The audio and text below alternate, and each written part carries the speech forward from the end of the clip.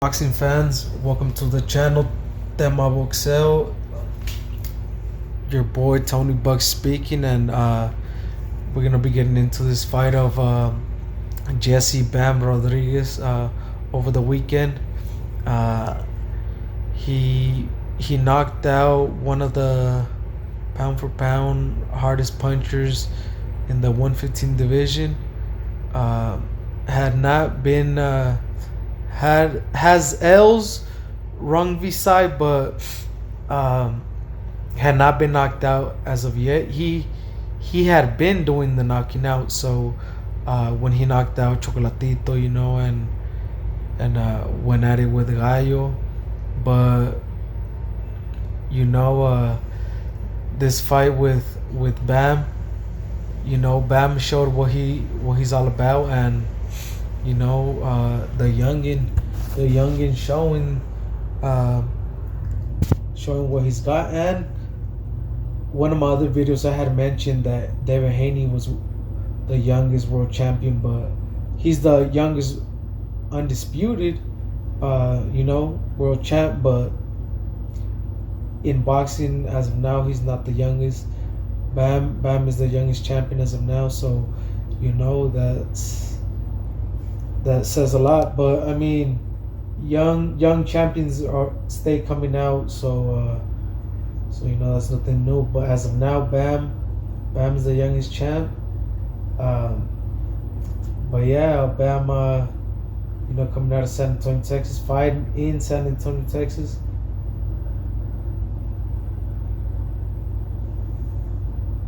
Fighting in San Antonio, Texas versus Rungvisai from Thailand. Like I said, he had just not too long ago knocked out Chocolatito Gonzalez, one of the legends coming out of Nicaragua. But in boxing too, just putting up numbers and stuff in the history books. But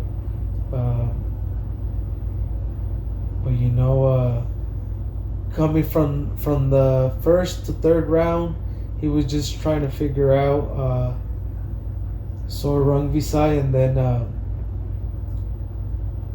then after from the fourth to the knockout, it was just all Bam doing work, with the jab, with the smooth, real smooth boxer. And this is my second fight watching of Bam, so I wasn't really too familiar with him. But hey, that's why he made a whole bunch of new fans with these fights that he's been in. First winning versus Cuadras, but now this one. But he was giving them angles. He was giving them angles like Loma. All that movement. You saw some of the Matrix up in there. So good movement, good shots with angles, and not staying in front of Rungvisai, so he can load up and get hit. No, so Bam would jab, throw a combination, and move out the way, and so Rungvisai wouldn't load up and catch him, because the power was there for sure, but he just had a machine out there that he couldn't hit, and was constantly getting tagged by those laser sharp hits. So they took his toll, and for sure ended up getting knocked out. But Bam for sure dominated that fight.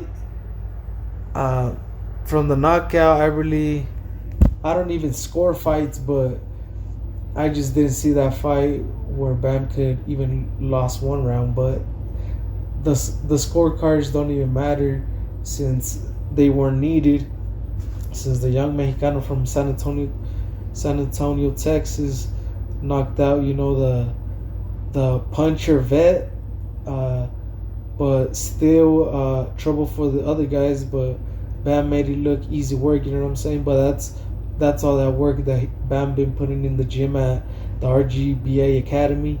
Um, like I said, I was familiar with Bam and his brother, um, but Joshua Franco. But I mean, I I had already knew and Franco already been the WBA champion at 115. The reason why Bam is gonna drop down to 108 so he can let his brother try to become undisputed at that way. But yeah, regardless, this was Bam first defense of the WBC championship, so that he's at least one. He at least defended it one time. If he chooses to not stay at uh, at 115, but I mean, yeah, they should just him and his brothers, since they're both champs. Other brothers that not twins, but brothers and are champs simultaneously. That's dope, pretty dope. And the Mexicanos, you know what I'm saying? So from Texas, that is. So that's real dope. All the races out there sporting. You know what I'm saying? So that's always love. That's always dope to see. But like always, if you have somewhat an entertaining fighting style and you're Mexicano, you're for sure gonna pick up fans. So that just comes with being a boxer. So uh, that's pretty dope. But Texas has a lot of champions right now. They have a lot of championships in Texas. Who we have a lot of good fights. Hopefully coming. Hopefully we get Spence versus Crawford. There's been talks about that. So you know what I'm saying. Spence been training and Crawford's kind of been quiet. So maybe that's good news. But hopefully they don't bitch out and don't fight. So hopefully we do get the fight. So you know what I'm saying. That's a dope fight. But from Texas, Jamel just became undisputed. So we'll see what he's gonna do. But now well, since the Cuadras fight, Texas added another champs, which that Bam that is. So they, like I said, they have a lot of champions and they all congratulate each other. You know what I'm saying? Earl Spence showed love to Bam after he won his WBC. So you know what I'm saying, everybody shows love and text to each other. So that's dope to see. But that's lit. Bam Cousins comes with that young, that youth, and then he's he has a dope skill set and a dope style in boxing. Which is a fun style, but also a style that doesn't get hit as much, since he's moving and getting angles on you and all that type of stuff. But yeah, Bam is for sure the future, and him and his brother. But yeah, Bam is probably gonna be heading down to 108, which is the weight he was fighting at before jumping on the title shot. You know what I'm saying? Anybody would jump at the title shot. At least a relentless boxer would, for sure. So but I mean, Bam took that. He went to his brother's weight. He has been saying that he's probably gonna drop down. So if he can't get a good fight, which I'm sure he probably will. So with Gallo or Chocolatito, see what goes down with them. But those would be real dope fights. But then again, it's like, that's the whole thing why he might be moving, so his brother can get those fights. And it's like he handles business at 108, at 112, tries to become undisputed, and then at those weights, and then going up, and his brother will probably be gone at that time. Say, depending how long they want to stay those weights. But say 1 or 2 years if they can do it at that time. Uh, I don't know, but I mean that would be dope. But we'll see what goes down. Um, Bam has a dope style.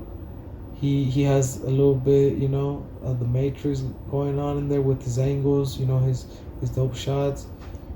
He's just a complete fighter. You know what I'm saying? And the future for sure. So him and his brother as well. So hopefully we'll continue to get good fights as he and Bam and his bro, since they're linked up with the zone and all that, Eddie Hearn, Eddie Hearn comes with the cash and he tries to get good opponents. So I mean he's always from what I've seen, he's always trying to pay top dollar for the best fights. So I mean I don't know who wouldn't go with him. So it's good fights for sure coming next. I don't doubt that. So we're gonna be tuned in to Bam and his bro a lot more for sure. Came out the scene, but even though they had been putting in work at Robert Garcia's gym, that's paying off.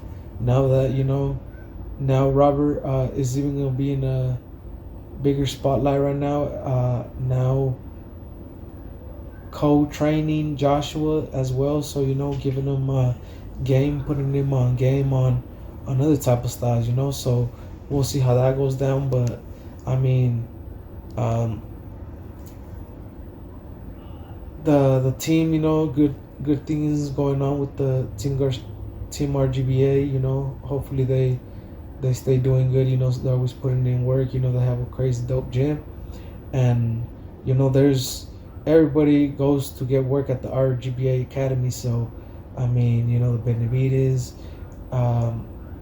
so it's just they know where to go get good work. So, and they're constantly getting good work. So you know what I'm saying? That's why they can become champ and continue to be great. But that's gonna be the end of this video.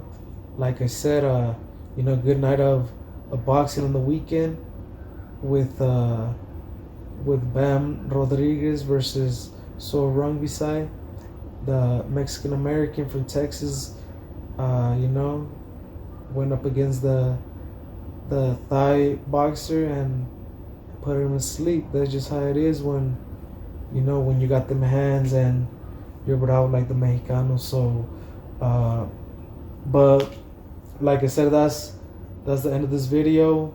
I'll be continuing to try to like catch up on all the fights going down and give my thoughts on those. So just whenever I have time. But as of now, I'm gonna leave you out with this one. But like I said, don't forget to like, comment, subscribe, and share these motherfuckers. So until next time.